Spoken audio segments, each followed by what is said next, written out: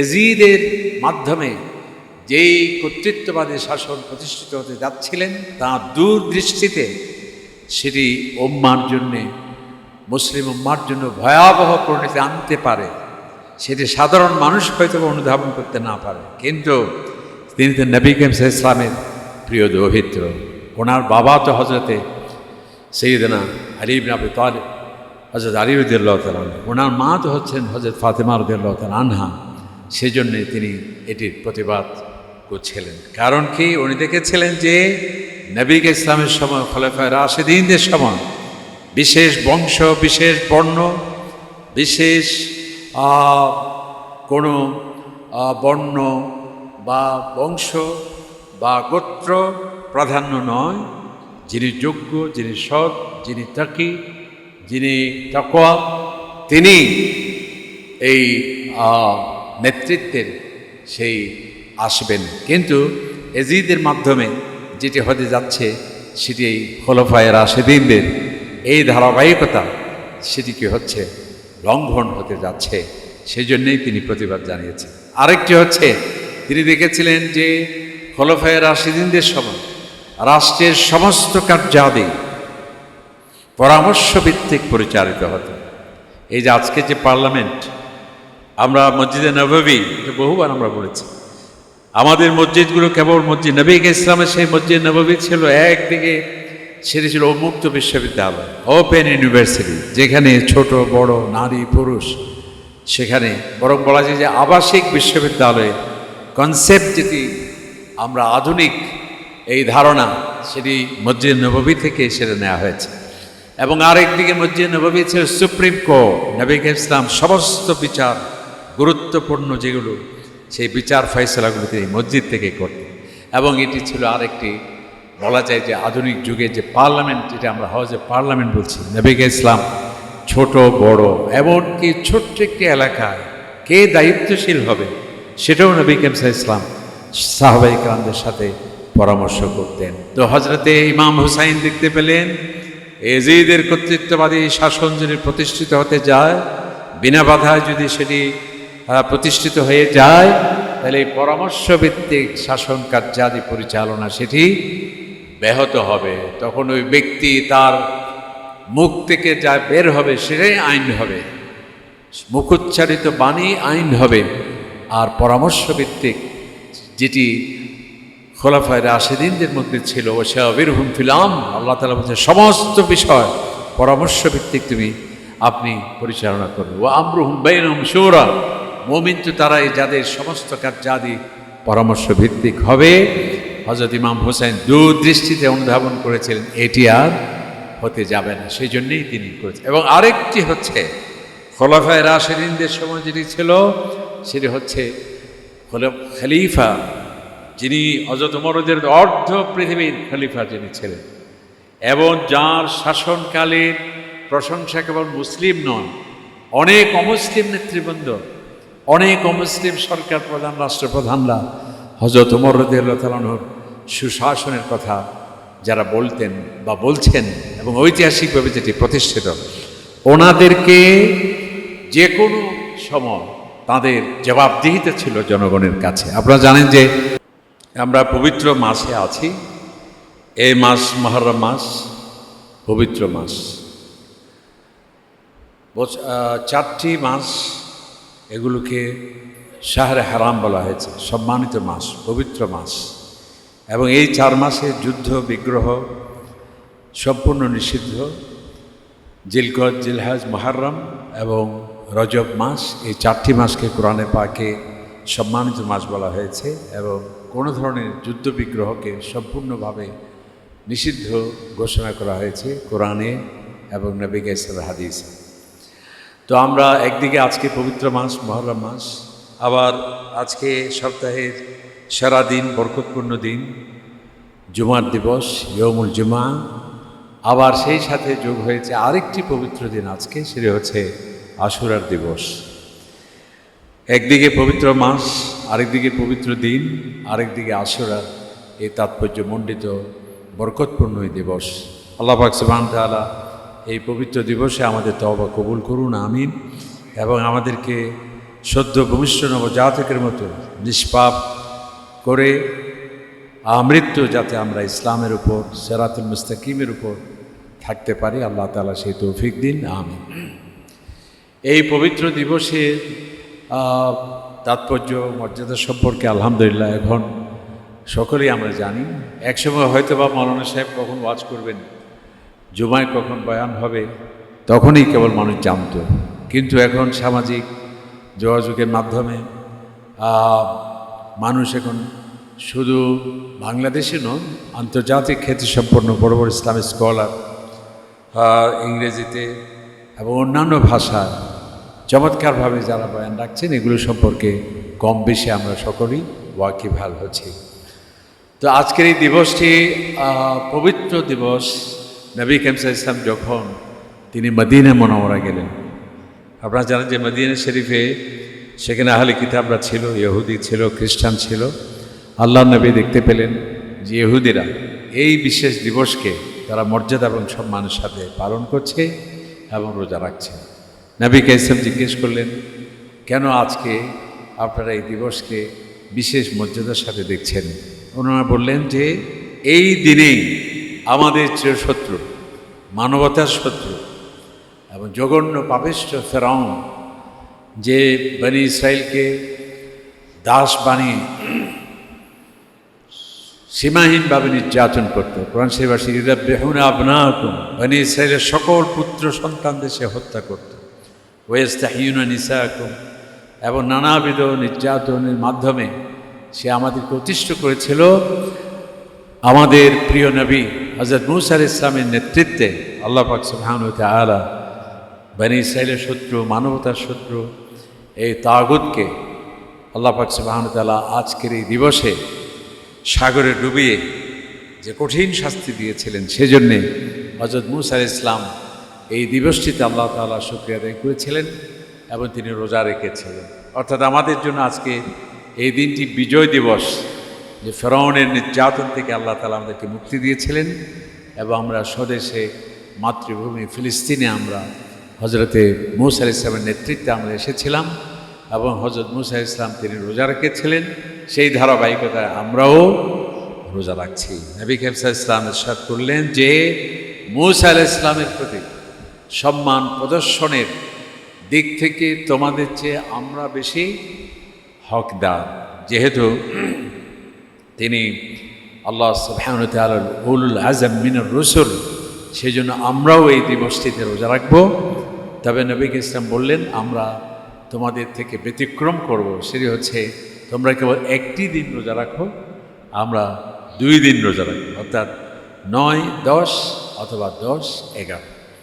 তো এই জন্যে এই পবিত্র মাসের আজকের এই পবিত্র দিবসে নবী করিম সাল্লাল্লাহু আলাইহি সাল্লাম তিনি একটি রোজায় রেখেছিলেন।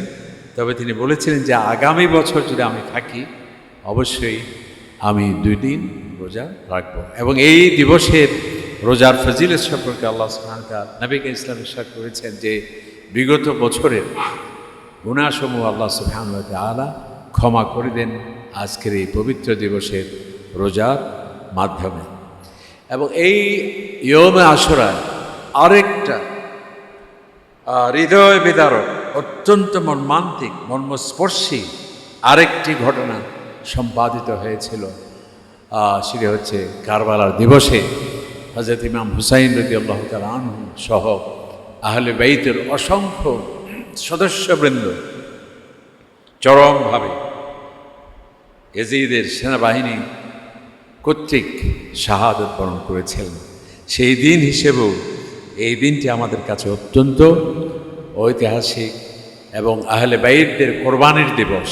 তাদের প্রতি আমাদের শ্রদ্ধা, ভালোবাসা, আহলে বাইতদের প্রতি আমাদের মহাব্বত, এটি যে ইমানের অন্যতম একটি দাবি আজকের এই বিশেষ দিবসে।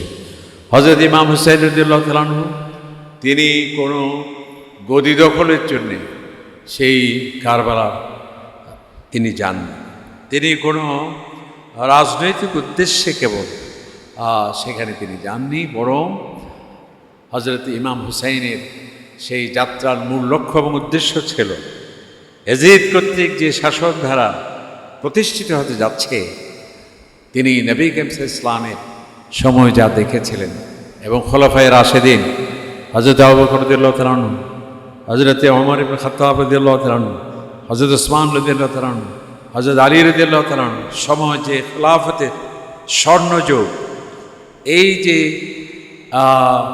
বৈশিষ্ট্যগুলো এজিদের মাধ্যমে যেই কর্তৃত্ববাদী শাসন প্রতিষ্ঠিত হতে যাচ্ছিলেন, তাঁর দূরদৃষ্টিতে সেটি উম্মার জন্যে, মুসলিম উম্মার জন্য ভয়াবহ পরিণতি আনতে পারে, সেটি সাধারণ মানুষ হয়তো অনুধাবন করতে না পারে। কিন্তু তিনি তো নবী করিম সাল্লাল্লাহু আলাইহি ওয়াসাল্লামের প্রিয় দৌহিত্র।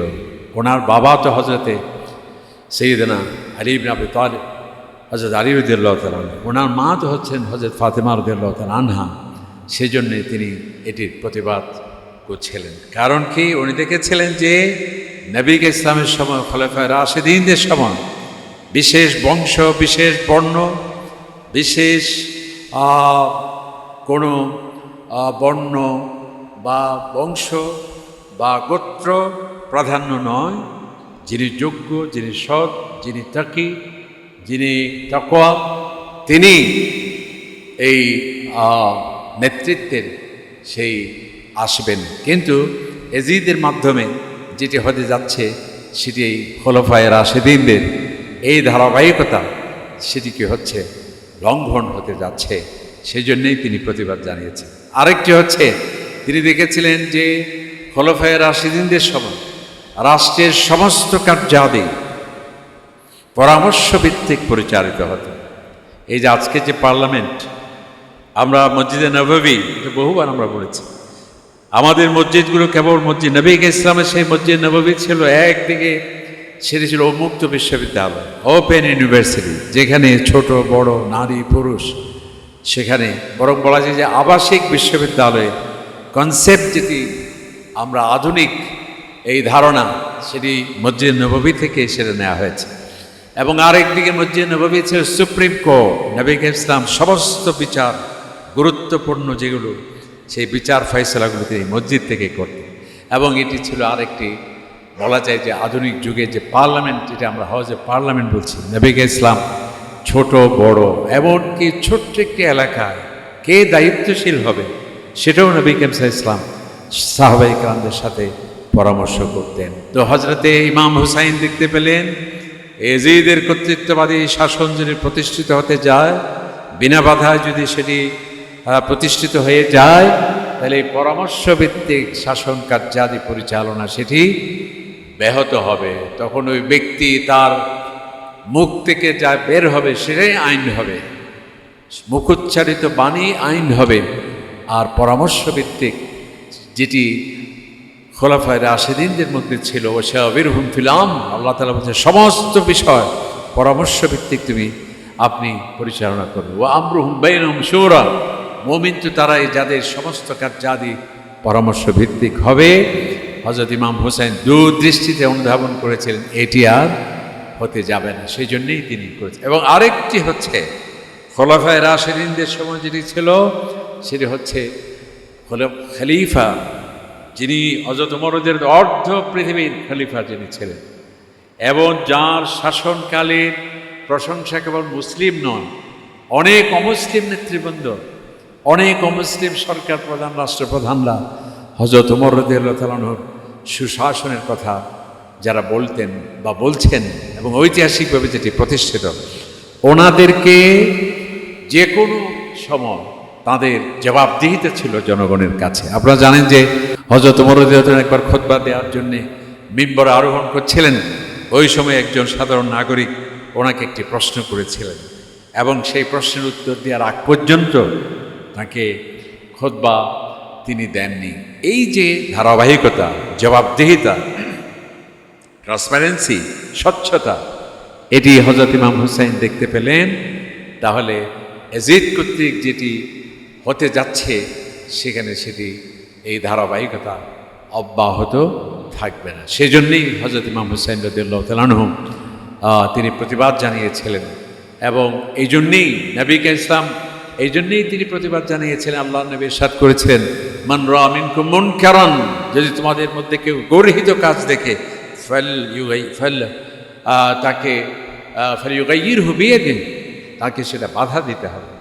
ফাইন লাম ইয়াস্তাতি, যদি সেই বাধা দেওয়ার শক্তি না থাকে, ফাবিলিসানিহি, তাহলে মৌখিকভাবে সেটাকে তাকে প্রতিবাদ জানাতে হবে। যদি সেটিও সম্ভব না হয়, তাহলে সেটি কিভাবে এই অন্যায়, কিভাবে এই সমাজ থেকে দূর হতে পারে, সেটি সে মনে মনে সেটাকে অসম্মতি জানাবে এবং এর থেকে কীভাবে রেহাই পেতে পারে তার সামগ্রিক চিন্তাধারায় সে প্রয়াস চালাবে। তো আসুন সেই কারবালার শিক্ষা আমরা বাস্তব জীবনে যাতে আমরা প্রতিফলন করি এবং সে আহলে বাইতদের প্রতি শ্রদ্ধা, সম্মান, ভালোবাসা, মহব্বত আমরা যাতে পোষণ করি, সেই এবং ইয়ৌমে আশুরা, যেটাও হযরত মূসা আলাইহিস সালাম সেই ফেরাউনের নির্যাতন থেকে আল্লাহ পাক সুবহানাহু ওয়া তাআলা ওনাকে যে নিষ্কৃতি দিয়েছেন, এটি আরেকটি বার্তা যে একজন জালেম যত বড় সে প্রভাবশালী হোক, প্রতাপশালী হোক, অবশ্যই তার ইতি ঘটবে এবং পতন ঘটবে। যেটি আমরা দেখেছি সেই ইয়ৌমে আশুরায় ফেরাউন যে দম্ভ করে বলেছিল, আনা রাব্বুকুমুল আ'লা, আমি হচ্ছি তোমাদের প্রভু, নাউযুবিল্লাহি মিন যালিক। কিন্তু আল্লাহ পাক সুবহানাহু ওয়া তাআলা হযরত মূসা আলাইহিস সালামকে পাঠিয়েছিলেন এবং হযরত মূসা আলাইহিস সালামের ভাই হযরত হারুন আলাইহিস সালামকেও নবী করে পাঠিয়েছিলেন এবং এই নির্দেশ তাদেরকে দেওয়া হয়েছে, হে মূসা, হে হারুন, তুমি সেই ফেরাউনের কাছে যাও, আমি যে বার্তা দিয়েছি অত্যন্ত ভদ্রভাবে, সুন্দরভাবে, মার্জিত ভাষায়, যে একজন দেখুন যে খোদাদ্রোহী, যে আল্লাহ তাআলাকেই সে বলেছে আমি তোমাদের প্রভু, এত সত্ত্বেও হযরত মূসা আলাইহিস সালামের মতো সেরা পয়গম্বরকে আল্লাহ পাক সুবহানাহু ওয়া তাআলা নির্দেশনা দিচ্ছেন, সেই ফেরাউনের কাছে যাও, ভদ্রভাবে, নম্রভাবে, শালীন ভাষায়, হৃদয়গ্রাহী উপস্থাপনার মাধ্যমে তাকে তুমি দাওয়াত দাও। তার মানে হচ্ছে যে ইসলাম যে কার্টেসি, সৌজন্য, ভদ্রতা, নম্রতা এবং পরিবেশ পরিস্থিতির আলোকে সকল কার্যাদি গ্রহণের যে নির্দেশনা, সেটা আমরা পেয়ে থাকি। সুতরাং এই ইয়ৌমে আশুরা এটি হযরত মূসা আলাইহিস সালাম কেবল নয়, ইসলামেরই বিজয়ের সেই বার্তা এখানে। এবং এখানে আরেকটি বার্তা, এটা বলে আমরা শেষ করছি, যে নবী করিম সাল্লাল্লাহু আলাইহি সাল্লাম, এই যে ইহুদিরা তারা যে রোজা রাখার এই বিধান হযরত মূসা আলাইহিস সালাম থেকে যেটি পেয়েছেন, এটি নবী করিম ইসলাম তাঁর উম্মার জন্য এটিকে ফজিলত সহকারে এই সিয়াম রাখার যে নির্দেশ দেয়া, এর মধ্যে একটা গুরুত্বপূর্ণ বার্তা। সেটা কি? সেটা হলো ইসলাম মাত্র ১৫০০ বছর আগেই নতুন কোনো ধর্ম নয়, সমস্ত নবীরা ইসলামের কথা বলেছেন। যিনি প্রথম মানুষ তিনিই প্রথম নবী, হযরতে আদম আলাইহিস সালাম। তারপর সমস্ত নবী, হযরত মূসা আলাইহিস সালাম, ঈসা আলাইহিস সালাম, দাউদ আলাইহিস সালাম, সুলাইমান আলাইহিস সালাম, ইব্রাহিম, যত নবী সকলেই একই কথা বলেছেন, লা ইলাহা ইল্লাল্লাহ। সুতরাং এই পৃথিবীর সমস্ত ধর্মে ধর্মে শান্তি সুরক্ষিত। আজকে যে ডায়ালগের, ইন্টারফেথ ডায়ালগের কথা বলা হচ্ছে, আন্তধর্মীয় সম্মেলনের কথা বলা হচ্ছে, আন্তধর্মীয় সম্প্রীতির কথা বলা হচ্ছে, এমনকি গ্লোবাল লিডারশিপ অর্থাৎ সারা বিশ্ব নেতৃবৃন্দ কথা বলতে বাধ্য হচ্ছেন যে সকল ধর্মে যদি সম্প্রীতি, উদারতা, ভালোবাসা, মহব্বত, উদারতা সেটি যদি প্রতিষ্ঠিত করা যায়, তাহলেই সংঘাত মুক্ত পৃথিবী সম্ভব।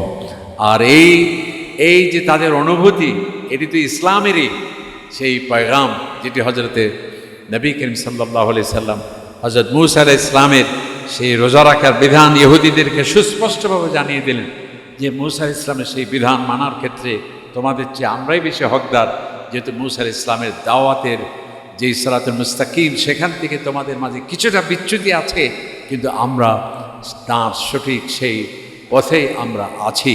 সুতরাং এটি একটি অন্যতম বার্তা যে ইসলাম কোনো নতুন কনসেপ্ট নয়, নতুন কোনো ধারণা নয়, সমস্ত নবীরাই এই ইসলামের কথা বলেছেন এবং এটিকে চূড়ান্ত এবং ফাইনাল আদর্শ হিসেবে আল্লাহ পাক সুবহানাহু ওয়া তাআলা নবী ইসলামের মাধ্যমে এর সমাপন ঘোষণা দিয়েছিলেন।